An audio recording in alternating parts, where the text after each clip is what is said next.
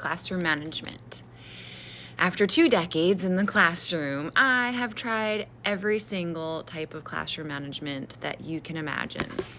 Sticker charts, clips, prize boxes, class dojo, candy, anything you could possibly think of. And it took me a really long time to figure out that none of them were actually working. They were all just temporary fixes. They would not work year to year. They would only work for part of the year, and then I would have to try something else. And it's exhausting. It's exhausting having to maintain, having to figure out who needs a sticker, to figure out who needs a stamp, to figure out who is visiting the prize box.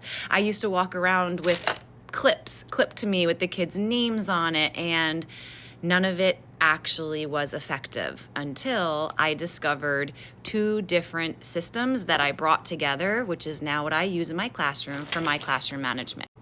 The first one is called whole brain teaching. Many of you probably have heard of this before, and I am definitely not an expert on it. I did a little bit of research several years back, and I pulled certain things out of it and made it my own that I thought would work for my classroom.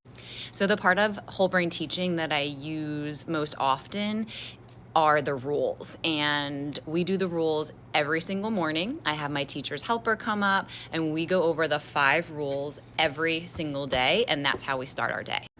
The first rule is listen when the teacher's speaking, and we actually have movements that we do with the rules as well. The second rule is follow directions quickly. The third rule is raise your hand to speak or stand. Our fourth rule is to respect yourself and others. And our last rule is keep our classroom happy. Those are our 5 rules. Everything can fall under those 5 rules. We talk about them in the beginning of the year. The kids share what they think the rules should be, and then we find which of those 5 rules that the rules they're thinking of fall under. The most important part of my classroom management from day to day is from something called Nurtured Heart. And several years ago, our district was looking into starting this program, starting to train teachers on this Nurtured Heart. And unfortunately, we went in a different direction, but I fell in love with it. Nurtured Heart has 3 simple things that you need to follow. You have absolutely no, absolutely yes, and absolutely clear. The first one, absolutely no, is that you absolutely refuse to give energy to negative behavior. And I know this sounds ridiculous. How can you ignore negative behavior? But you're not ignoring it. You are just refusing to energize that behavior, and you are using your energy to focus on the positive.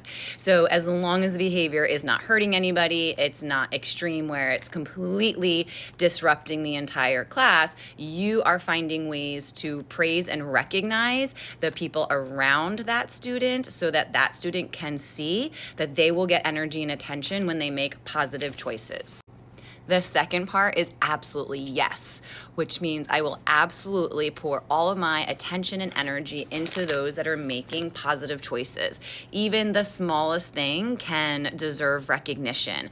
And we use qualities of greatness like I can see how hard you're working right now, and I really appreciate how cooperative you are being. Or I can see how patient you are being right now, waiting your turn. Thank you so much for being so patient and so mature. So it's just finding these qualities of greatness and then using them to recognize the students so that they can see when they make positive choices, that is when they are going to get your attention. That is when they're going to get your energy. And we want to give the quality of greatness, but along with not only do you see that quality, but what are they doing so that they can connect that quality of greatness, that adjective that is describing what they're doing, to the action so that they can continue to do that action and show that quality of greatness.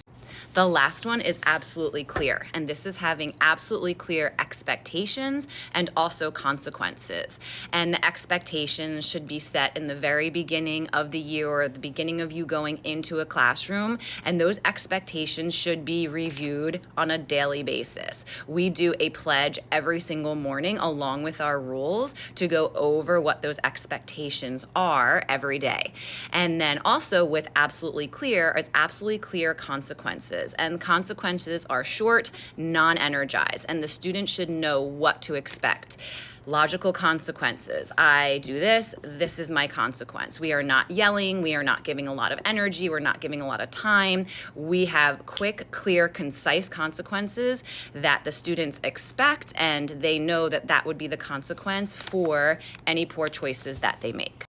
There is so much more to both whole brain teaching and nurtured heart. I highly suggest that you look into both of them. If you're finding yourself just needing a new way to manage your classroom, if you're struggling with your current classroom management technique, they truly have saved me in these last few years. And of course, not every single plan is going to work for every single student. You need to choose what works for you, which works for each of your students. You just kind of have to find bits and pieces and bring them together to find what works best for you.